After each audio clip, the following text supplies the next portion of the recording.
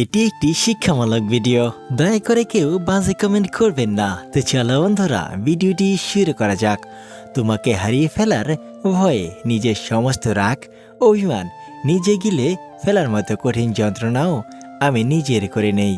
এর থেকে আর কত বেশি মানিয়ে মানুষ ভালোবাসে আমার জানা নেই। নারীকে যদি ভালোবেসে কিছু দিতেই হয়, তবে তাকে সময় আর সম্মান দিন। কারণ একটা নারী অকারণে অবহেলা আর ব্যস্ততা কখনোই মেনে নিতে পারে না। জীবনটা এতটাই অগোছালো, প্রকাশ করলে সবাই ভাবে দুঃখী, আবার চুপ থাকলে ভাবে সবই ঠিক আছে, সুখী। আসলে ভেতরে এক একটা যুদ্ধ কেউ দেখে না। এই তো জীবন ভেঙে পড়লেও মুখে হাসি রেখে বাঁচা। দেখো, তোমাকে কখনো অবহেলা করিনি, এই স্বার্থের দুনিয়ার কখনো নিজের কথা ভাবিনি। তোমাকে সুখে রাখার জন্য আমি তো কম চেষ্টা করিনি। আর কেমন মানুষ তুমি চাও? মাঝে মাঝে আমার এমন ফিল হয় যে আমার কিচ্ছু ভালো লাগে না, দম আটকে আসে, কারোর সাথে কথা বলতে ইচ্ছে করে না, ঘুম আসে না, শান্তি লাগে না কোনো কিছুতেই। বুক ভারী হয়ে আসে, হাঁস হাঁস লাগে মনের ভেতর, সারাক্ষণ অস্থিরতা কাজ করে ভেতরে। মন খুলে হাসতে পারি না, কি করতে ইচ্ছে করে, কি করতে ভালো লাগবে কিছুই বুঝতে পারি না।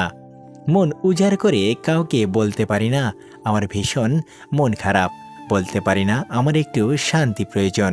গল্পটা এমন নয় যে চাওয়ার মানুষের অভাব ছিল, গল্পটা এমন যে আমি যাকে চেয়েছি সে আমায় চায়নি।